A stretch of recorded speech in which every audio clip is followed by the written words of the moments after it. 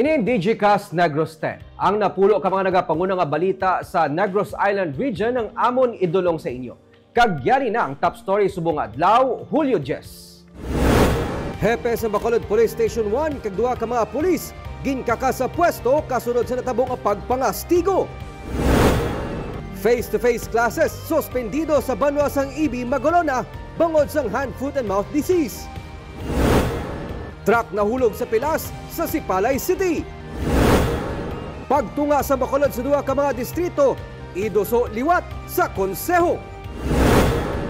Kag sa good vibes, Bago City Softball Team magakumpit sa 2025 Senior League Softball World Series sa Estados Unidos. Initanan sa DigiCast Negros 10.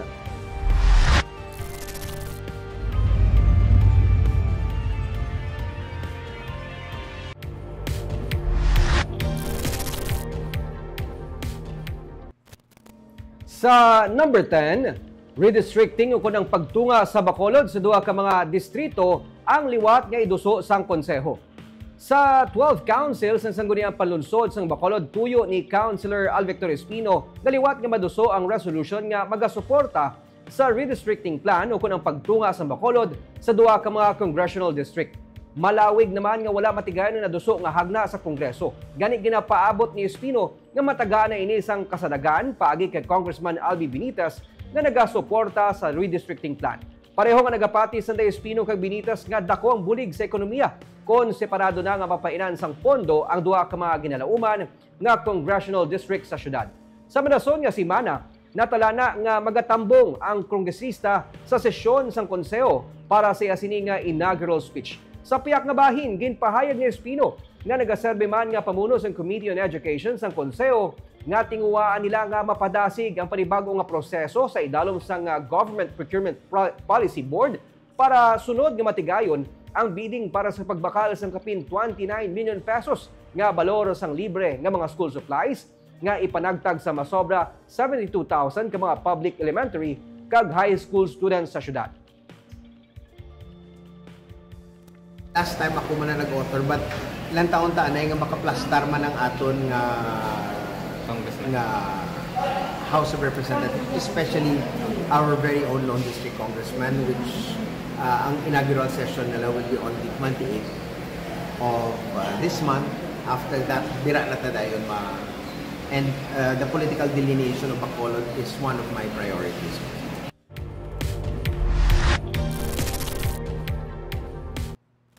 Sa number 9, collection route plan, luyag ni Mayor Greg Gasataya nga maplastar sang IPM para masolusyonan ang problema sa basura.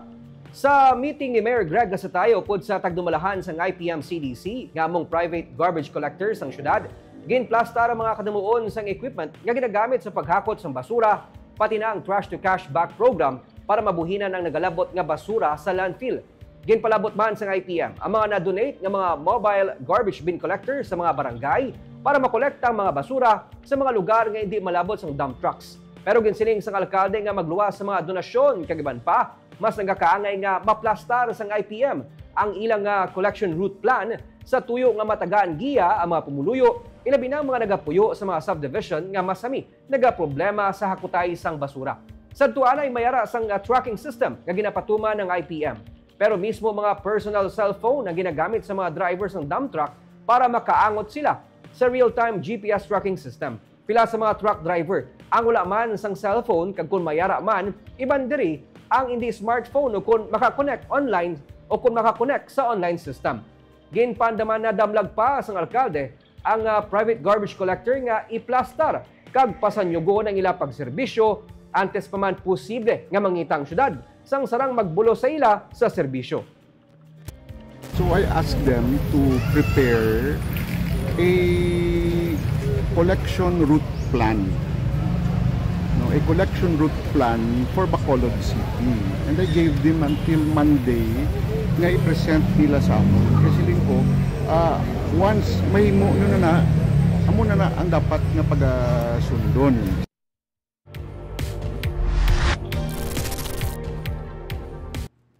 Sa Sa number 8, masobra sa 2 milyon ka pesos nga balor sang shabu nakuha sa ginaligar ginabagsakan sang iligal nga droga sa banwa sang Pontevedra.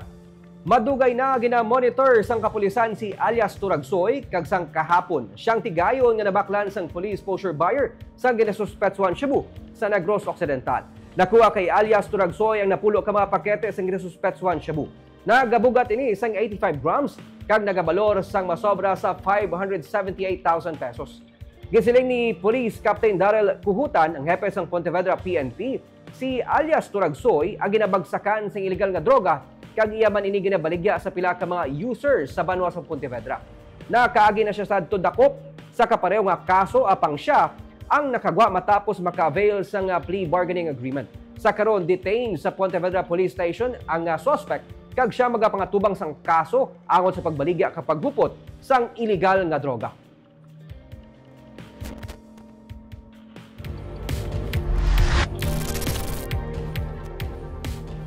Sa number 7, Bacolod City Police Office Director nagpatahag nga hindi scripted ang pagresponde sa mga pulis sa sulod sa masobra 2 ka minutos. Sang kahapon, gintestingan ni Negros Island Region PNP Director Brigadier General Arnold Thomas Ibay kung ano kadasig magresponde ang mga pulis kasunod sa mandato sang PNP nga dapat sa sulod sa 5 ka minutos makaresponde na ang kapulisan. Ginradyohan ng PNP base kag ginparesponde gileon sa corner sang Circumferential Road kag Alice Morsha Road kag sa sulod sang 2 ka minutos kag 21 segundos nakaabot ang patrol car sang PNP. Bagay nga ginkalipay ini ni BCPO Director Police Colonel Jonasti Coronica. Paatag niya, may mga naghatag sang komento nga scripted ang natabo pero suno sa iya. Bisan siyang wala makaibalo nga himuon ini sang PNP Regional Director. Ang 5 ka minuto nga responding time ang para masiguro nga yara ang mga pulis sa dalanon nga nagapatrolya. Gen surprise inspection man iibay ang mga police station sa Bacolod kag wala man ini sa may nakita nga hindi nagakadapat. Para sa BCPO Director, mas maayo kung may surprise inspection kay para handa ang mga pulis sa tanan nga tion.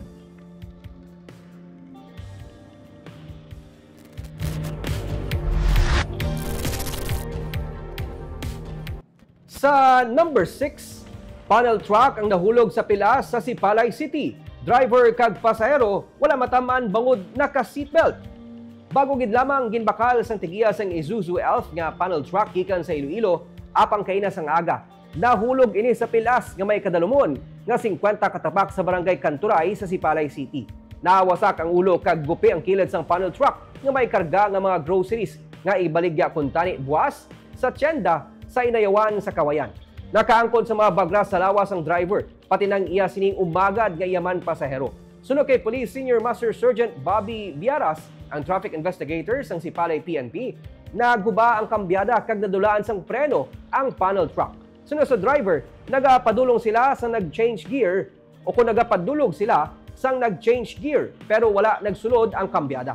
Nagtinguwa man siya nga magpreno apang nag-malfunction ng brakes. Ginpakamaayon niya nga idiretsong salakyan bangod sunod sa iya kung ibunggo niya ini sa mga kahoy basi matama ng iya umagad. Bangod bago pa lang bakal ang panel truck, posible sunod sa pulis nga hindi pa sinikabisado sang driver.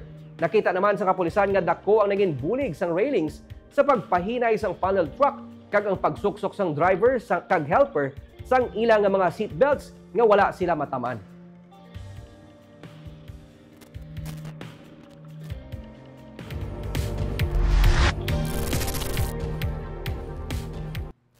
Sa number 5, dredging operation na ginpatuman sa Mambulo Creek dungan sa pagpadasig sang drainage construction project sa Bacolod Public Plaza. Ini sa tuyo nga mapahagan-hagan ang problema sa baha. Yari ang report. Daw hindi na makailig ang tubig sa Mambulo Creek sang una gin-inspection ni Mayor Greg Gasataya sang nagligad nga simana. Gani kay na sang aga, ila inigin balikan upod ang katapos ang City Engineer's Office para masuguran ang dredging operations sang sapa halin sa Barangay 10 asa sa nasakpan sang Barangay 8 kag 2. Kaina sang aga, may duwa na ka truckload sang basura ang nahakot halin sa sapa. Ma-clear tang creek, importante ang flow sang tubig ma-normalize. Plano sang syudad nga magabutang sang catchnet para mapaiway ang paglabot sa mga basura pakadto sa baybay kag mahapos ini malimpyuhan.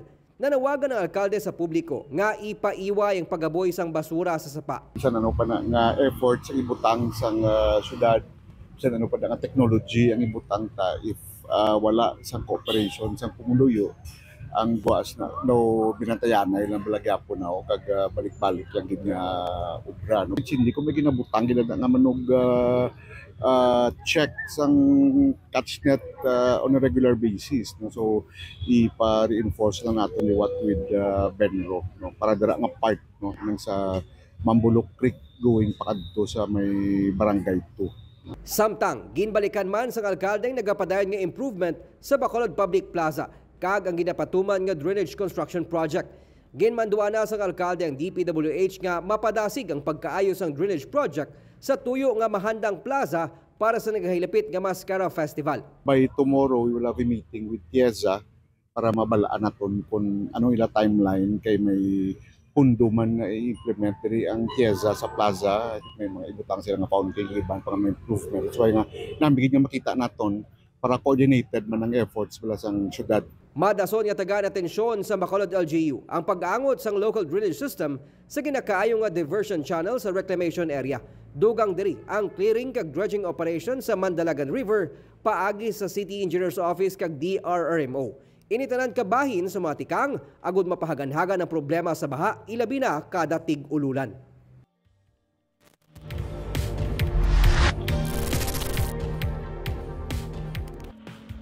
Sa number 4, para sa Progressive Alliance of Capital Employees o CONPACE, ang desisyon nga gipapanaog sa HR head sang Negros Occidental isa ka critical affirmation sang kinamatarong sa mga trabahante. Sa ginpadala nga statement sa katapos ang media sang PACE, ginsiling man nila nga ang pagkaka sa serbisyo kay Attorney Annabel Palik nagahatag sang importansya bahin sa pag-uphold sang professional ethics, transparency kag accountability sang institution. Si Palik ang nakitaan nga administratively liable para sa grave misconduct, oppression, conduct prejudicial to the best interest of the service, kag being notoriously undesirable. Siyang ginreklamo sa pila ka mga nagatrabaho sa Kapitolyo. Ila ginapasalamatan ang investigating authorities kag oversight bodies para sa maidid kag impartial nga pag-uyat sang kaso. Nagapakita ini suno sa ila nga wala sang may sinuman nga nagapangibabaw sa accountability. Ang union suno sa PACE ang committed sa pagpangapin sa kinamatarong sa mga empleyado. Si Palik ang nag-file na sang motion for reconsideration sa desisyon niya ginpapanaog. Wala siya makahatag pa sa iyang pahayag sa katapos ng media.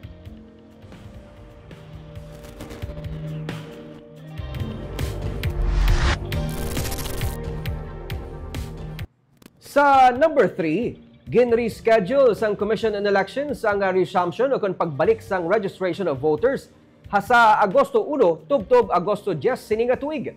Patag ni Provincial Election Supervisor Ian Lee Anonoria, kabahin ini sang pagpanghanda sa gihapon sang COMELEC para sa barangay kag SK elections samtang wala pa sang patuod nga desisyon kung madayon gidman ang botohay sa Disyembre 1. Yara na sa talatapan ni Presidente Ferdinand Marcos Jr. ang hagna nga nagabago sang term of office sang barangay kag SK elections kag yara naman sa iya ang pag-approve sini ukon ang pag-veto.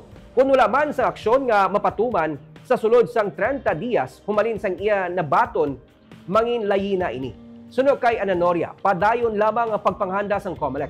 Ang mga manog 15 anyos in kaso nga madayon gidman ang BSKE sa December 1 ang pwede nga makaparehistro para sa SK elections. Sa Agosto 1 tubtob 10 magluwas sa regular nga registration sara makabaton ng COMELEC sang changer o kun ang correction of entries sa registration record, reactivation, inclusion kag updating sang records. For us, kami as a public record is concerned, we are preparing in case nga madayon. Okay. Oh, panigada. Sige. Thanks, sir. Panigurado because we can't, hindi mo kami gusto nga flat-footed, kami nga, wag kami kapipara. Ay, up to now, kasi kami prepara, inventory kami para taxes, sige kami preparation para sa elections, gitu.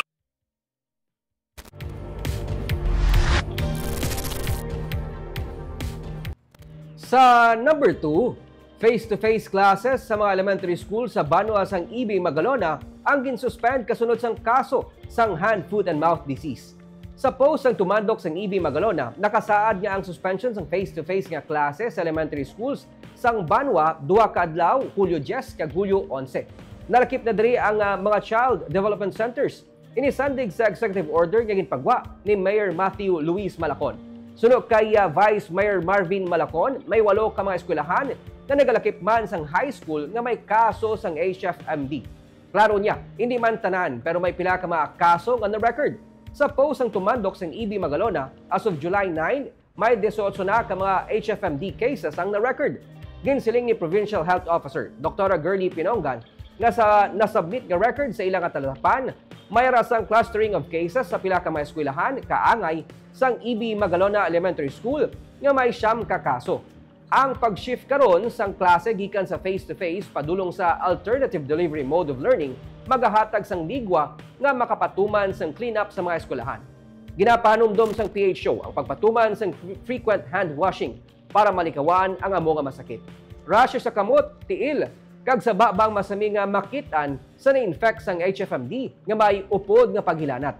Viral ang amo nga masakit nga masami makuha paagi sa close contact.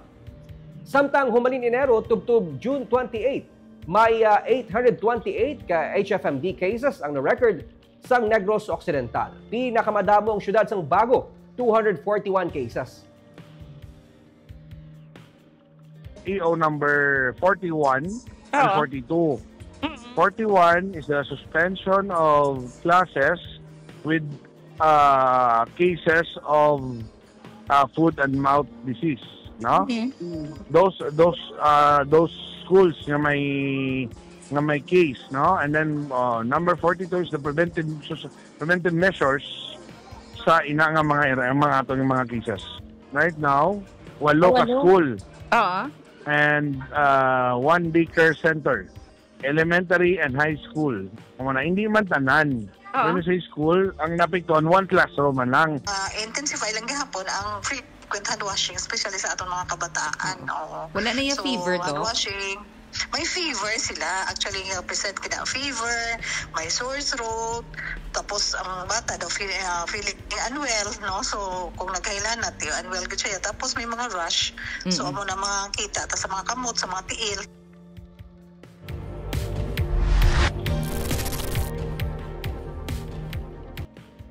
Kag sa numero 1 sa mga balita subong adlaw, hepe sang Police Station 1 sa Bacolod kag 2 pa ka mga pulis ginkaka sa pwesto kasunod sa natabo nga pagpangastigo sa isa ka sibilyan sa atubang sang 2 ka mga pulis.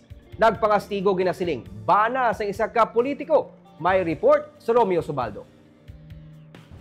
May nakita nga kapabayaan si Bacolod City Police Director, Police Colonel Juresti Coronica sa pagrespondi sa 2 ka mga pulis sa reklamo sa isa ka lalaki nga nag-aligar, gintayaan sang pusil sa may Gonzaga Street, malapit sa isa ka bilyaran sa Bacolod City. May ginsapak ang biktima nga lain nga persona, pero pensar anay sang sospek siya ang ginsinggitan. Gintayaan niya sang pusil ang tagreklamo.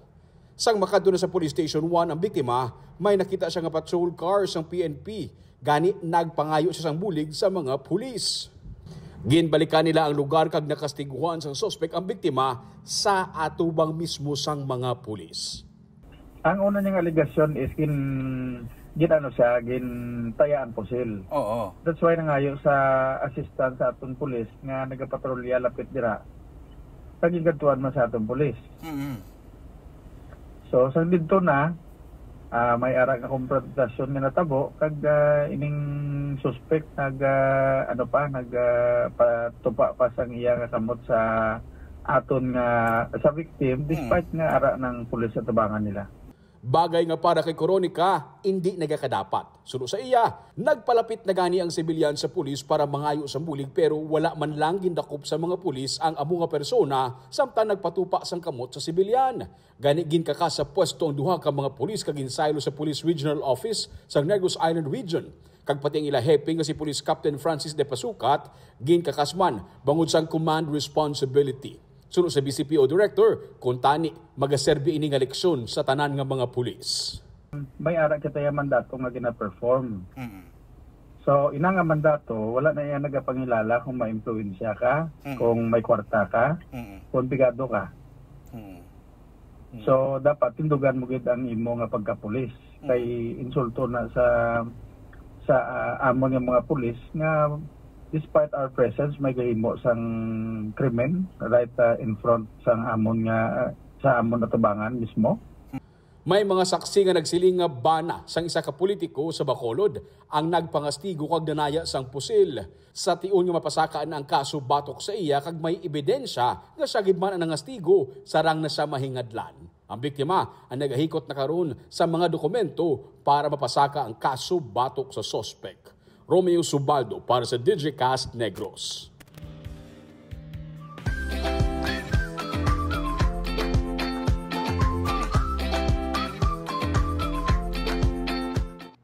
Kag sa good vibes, Bago City Softball Team makumpit sa 2025 Senior League Softball World Series sa US. Matapos nga mangin undefeated sa tanan nga 6 ka mga hampang sa Senior League Softball Asia Pacific kag Middle East Regional Tournament sa Indonesia, magakumpit naman ang Bago City Softball Team sa 2025 Senior League Softball World Series sa Delaware, USA. Magasugod ang World Series sininga Hulyo 28 tubtob Agosto 3. Kalabanan sa 16 ka miyembro sang Bago City Softball Team ang gikan sa Ramon Torres National High School kag pila sa ila. Ang nangin kabahin man sang Bago Team nga nakakuha sang kampyonato sa tung 2023 nga Junior League Softball World Series sa Kirkland, Washington, USA. Sa pagbisita sang team sa opisina ni Bago City Mayor Mayet Havellana Yao, sininga semana silang gindayaw sang alkalde nga excited naman para sa ila palabuton nga hampang. Nagpasalamat si Mayor Havellana Yao sa softball team sang syudad sa ila passion sa sports kag nagalaom nga madamo pa nga bagunhon ang mangin kaangay nila. Todo suporta naman ang mga coaches, principal kag ginikanan sa mga bagunhon softballs sa ila handom nga main kampiyon liwat sa world stage.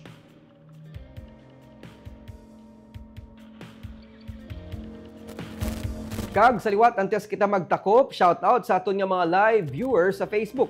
Kay Jubeya Janala, mayong hapon ma'am, watching live from Baguio City. RH Tata, mayong hapon.